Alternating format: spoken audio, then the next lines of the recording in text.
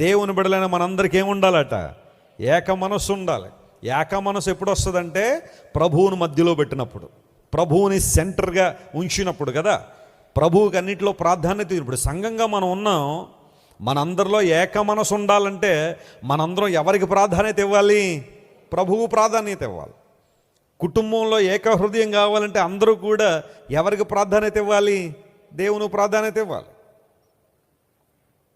అప్పుడప్పుడు తాడు లాగే చిన్న గేమ్ ఒకటి ఉంటుంది. తాడు లాగుతూ ఉంటారు, అటు కొంతమంది ఇటు కొంతమంది. మధ్యలో ఒక గీత ఉంటుంది. ఆ గీత ఎవరైనా దాటి వచ్చేసారంటే వారు అవుట్ అయిపోయినట్టు కదా. ఆ తాడు ఆడేటప్పుడు అటు ఒక 20 మంది ఇటు ఒక 20 మంది ఉన్నప్పుడు అందరూ కలిసి ఎటు లాగాలి? ఒకే డైరెక్షన్లో ఆ తాడుని లాగాలి. అలా కాకుండా ఇద్దరు తూర్పుకి, ఇద్దరు పడమరకి, ఇద్దరు ఉత్తరానికి, ఇద్దరు సౌత్కి వెళ్ళారనుకోండి, అందరూ గుంపుకి వెళ్ళిపోయి ఎందులో పడిపోతారు? వెళ్ళి అవతల వారి టీంలో పడిపోతారు. వెళ్ళి ఎందుకోసం? ఇక్కడ సేమ్ ఫోర్స్ లేదు, ఇక్కడ ఏక హృదయం లేదు, ఐక్యత లేదు. కాబట్టి వెళ్ళి పడిపోతున్నారు. చాలా కుటుంబాలు, చాలా సంఘాలు ఈరోజు శత్రువుకు దొరికేయడానికి కారణం ఏంటో తెలుసా? వారిలో ఏమి లేదు, ఐక్యత లేదు. దేవుని బిడ్డలుగా ప్రార్థించడానికి కూడిన మనందరం కూడా ఏక మనసు కోసం ప్రార్థించాలి. Praise the lord. ఏక మనస్సు కోసం దేవుని అసలు ఏం చేయాలా? గోజాడాలి.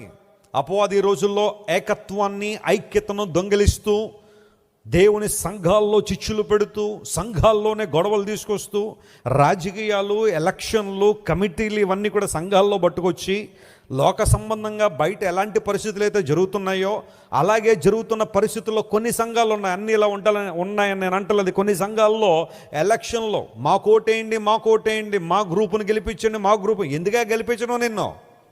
నువ్వు ఏం ఉద్ధరిస్తున్నావు? గెలిపించాలి నిన్ను? నువ్వేమైనా సువార్త విషయంలో భారంగా ఉన్నావా? 10 మందికి సువార్త చెప్పడంలో ఏమైనా ఇష్టంగా ఉన్నావా? దేనికోసం నేను గెలిపించాలా?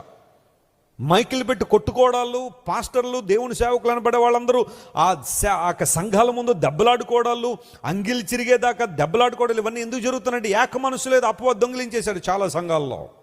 దర్శనాన్ని పోగొట్టేసుకున్నారు. అంతకన్నా విచారం మరొకట్లేదు. అలాంటి సంఘటనలు ఎప్పుడైనా మీ దృష్టి పడితే, అలాంటి సంఘటనలు ఎప్పుడైనా మీకు కన్ను దృష్టిలోకి వస్తే వెంటనే దేవుని సన్నిధిలో ఉండి ఏం చేయాలి? మనం ప్రార్థన చేయాలి. ప్రభువా, చెలరేగిపోతున్న అపవాది కార్యాలను లయపరచండి ప్రభువా. సంఘములలో ఐక్యత, దేవుని బిడ్డల ఐక్యత. మన నినాదం ఒక్కటే, హల్లెలూయా. ఏంటా నినాదం? యేసే లోకరక్షకుడు. Praise the Lord. దేవుని బిడ్డల యొక్క ఐక్యత ద్వారా ప్రపంచంలో మార్పు వచ్చినట్లుగా మనం ప్రార్థన చేయాలి.